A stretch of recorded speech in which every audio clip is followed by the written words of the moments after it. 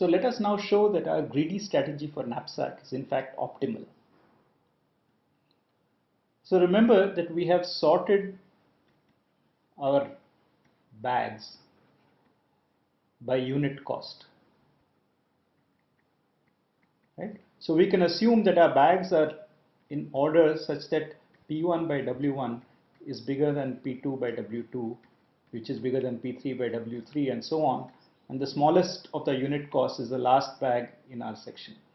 So what we had done in our optimum solution is that we moved in our greedy algorithm, right? We constructed x1, x2, and so on. So what we would do is we would try to pick up as much of the first bag as possible. In general, we would pick up all of the bag. Then we would pick up as much of x2 as possible. In general, we pick up all the bag, and so on until we reach some xj where we are not able to pick up the entire bag, right?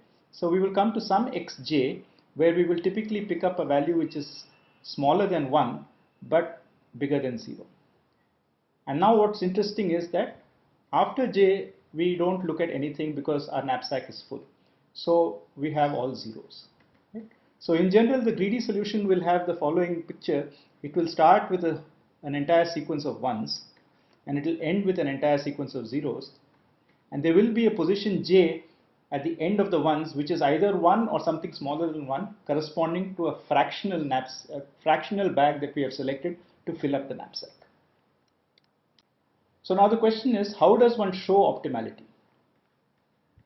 How do we show that our greedy solution is optimal? So one of the standard techniques is to transform any optimal solution to the greedy one. And if we can achieve this transformation without changing the value, then since we started with an optimal value, the greedy solution must also be optimal. So this is exactly how we are going to do the proof here. Okay, so let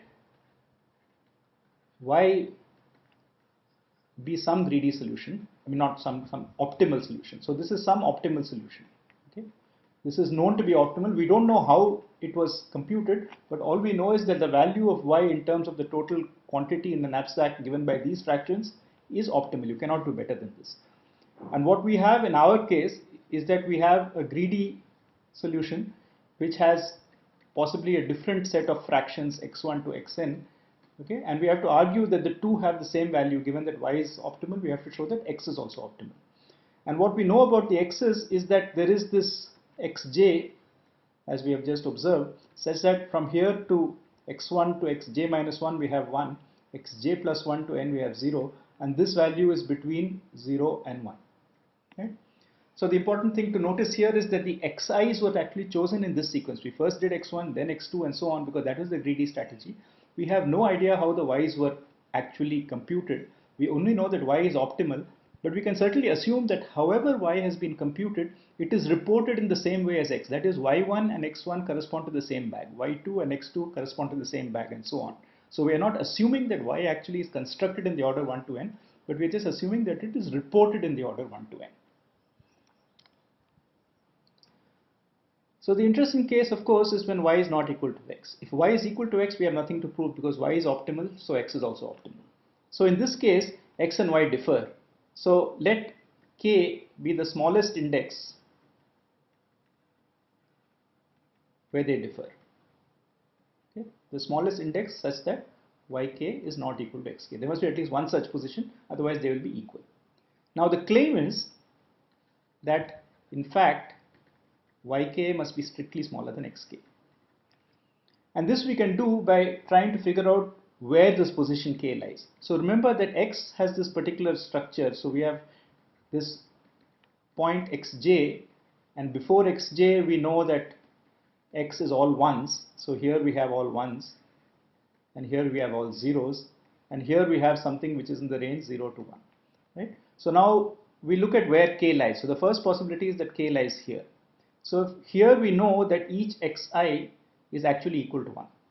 So now if yk is not equal to xk, it must be different from 1. Now it cannot be bigger than 1 because the fractions have to lie between 0 and 1. So this implies that yk is in fact less than 1, which implies of course that yk is less than xk. So if xk and yk lie in the range 1 to j minus 1, we certainly have that yk is smaller than xk. Now at this point, supposing k is here, now we know that we cannot get more than xj without exceeding our knapsack capacity. The reason that the greedy solution put only xj is because it couldn't put any more. The knapsack became full. So xj is the maximum here. So now if yj is greater than xj, if it's not equal, it must be bigger or smaller. If yj is greater than xj, then we have something which is infeasible, because it means that the j solution has as much as the x solution. I mean, the y solution has as much as the x solution from 1 to j minus 1, and then it has tried to take even more than what the x solution did, but the x took the maximum allowed, and therefore y could not choose more. So therefore this is not possible, right? So therefore we have again that yj must be less than xj. And the last case, which actually cannot arise, is what happens if k is in the range j plus 1 to n. Now here x is 0 because we have already filled up the knapsack. Now we are assuming that up to this point, up to j or little later, y and x agree. So y has also filled up the knapsack. So if y has also filled up the knapsack, then y must necessarily be 0 here, otherwise it will be infeasible. So here it is actually impossible. It's not possible for k to be in this range.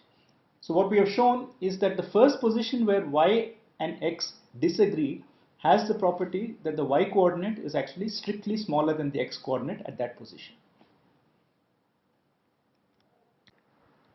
So remember that our goal is to transform y into x. Okay, so now we have found the first position where x and y disagree, and we have that yk is less than xk. So what we will do is we will increase yk to be the same as xk. Now what has happened now is that the total quantity in y has gone up because you have increased it, and so now you will reduce yk plus 1 up to yn to restore feasibility, because you have to drop something, right? So you have to reduce something in order to compensate for the fact that you've increased yk. Now you know that before that everything was the same as x. So there must be something that the missing part, the part that is missing in yk must be after k, and you just reduce it. Now it's not exactly important how you will reduce it, but you just reduce it in such a way that the total weight comes back to n. So what we have done in this process is that we have taken our solution y and we have transformed it into a new feasible solution, feasible in the sense that the knapsack is full, a new feasible solution which we can call z, okay, which in terms of coordinates is z1 up to zn. So what do we know about this z? Well, we know two things. We know that for every I up to k, okay, xi and zi agree, because zi is just the same as yi up to k minus 1, and yk was explicitly made to be the same as xk. So zi and xi agree up to k. And what happens after k? Well, after k we did this compensation, right? So we increased the weight by a certain amount. How much did we increase it by? Well, we increased it by wk times xk minus yk. This was the amount that we increased the weight in the kth component of y. And this was compensated by reducing the weight in the other components. So the weight in each of the other components is the sum of all the components from k plus 1 to n, and the difference between yi, which was the old weight, and zi, which is the new smaller weight, times wi. So wherever it decreases, the fraction that it decreased is given by wi into yi minus zi. If you add up this whole thing from k plus 1 to n, this must equal the amount that you added at the kth coordinate. So the proof hinges on the following claim, which we will establish, that z has the same value as y. So what we are going to show next is that z has the same value as y. Now suppose we assume this. So suppose this is true. Okay, then we know that z differs from x one more position to the right.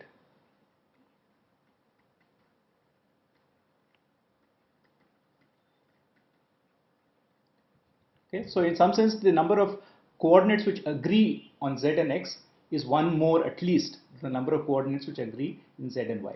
Now if z is not equal to x,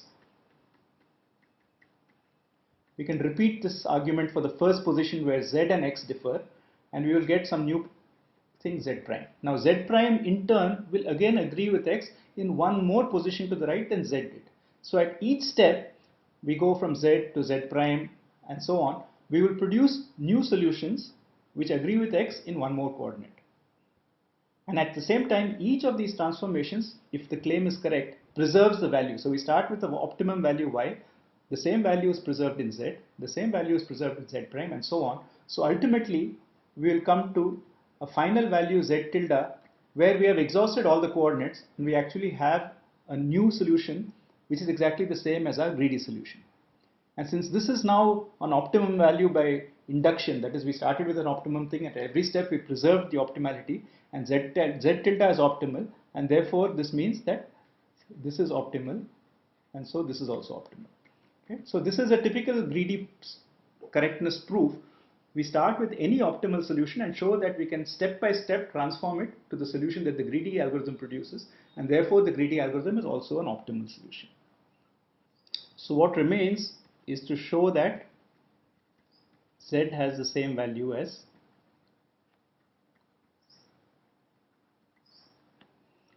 y. So how do we show that z has the same value as y? Well, let's start with the expression for the value of z, which is just the summation of pi times zi from I equal to 1 to n, right? We just take that fraction of each profit that is reported in the zi's. Now how did we get here? We started with the solution y, which had value summation I equal to 1 to n of pi times yi, and then we added to this the quantity xk minus yk, because we increased xk to yk, and this produced a new profit of xk minus yk times pk, right? So this is the first step. We added this, and just for convenience I'm going to actually write this pk in a roundabout way as wk times pk upon wk. Okay, so the wk cancels, so actually we just have pk, but this will be useful. And now we did one more thing, which was we reduced the quantities in k plus 1 to n in some way. I don't know exactly how it has reduced, but I know that for I equal to k plus 1 to n, I have reduced the amount yi minus zi times pi, right? So these things have been reduced, and once again I'm going to write pi in this roundabout way as wi into pi by wi, right? So this is how I got the z's from the y's. The value of the z's is the value of the y's plus the quantity added at k minus the quantity I subtracted beyond k. Now the crucial observation is that we have pk by wk is bigger than all the pk by, because this is the unit cost at k and this is the unit cost to the right of k, and the unit costs are arranged in decreasing order. So the unit cost at k is bigger than the unit cost to the right, and so if I replace pi wi by pk by wk everywhere, I will get a larger amount subtracted, right? And since I have a larger amount subtracted, I claim that if I just replace each pi by wi by the fixed value pk by wk, I can write this as the following. I can say this is greater than or equal to the summation of 1 to n pi yi plus, okay, and now I pull out this pk by wk as a common thing everywhere. I say it is this into wk times xk minus yk minus the summation of wi times yi minus zi, I going from k plus 1 to n, right? So I can do this by, so all I have done is I have replaced the pi by wi by pk by wk and argued that this is going to be a larger subtraction now, so this becomes a greater than, and this is a common term. Now the crucial thing is what is inside this thing. I have wk into xk minus yk and I have the summation, and if you recall, this was exactly what we showed earlier as being the definition. The definition was that we reduced the later terms to compensate for this. So these are actually two equal terms, and so this simplifies to 0. This is equal to this. Wk into xk minus yk is equal to the summation. So this entire term now disappears. So therefore we have that the summation of the Zi into Pi is greater than or equal to summation into Yi into Pi. But it cannot be greater than, right? Because this is actually an optimum solution. The Z cannot be more than Y. So therefore, this must actually be equal, right? So this is how we show that Z has the same value as Y. So each transformation preserves the optimum value. And by repeatedly transforming our problem, we arrive at an optimal solution which is exactly equal to our greedy solution. And therefore, our greedy algorithm produces an optimal solution. Okay? So to summarize, we said that knapsack with fractional weights, okay, has a greedy solution.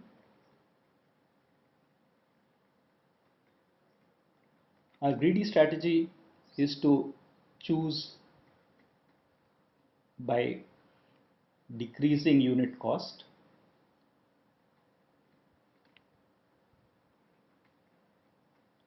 So you start with the one with the highest unit cost and so on. And we showed a proof that any optimal solution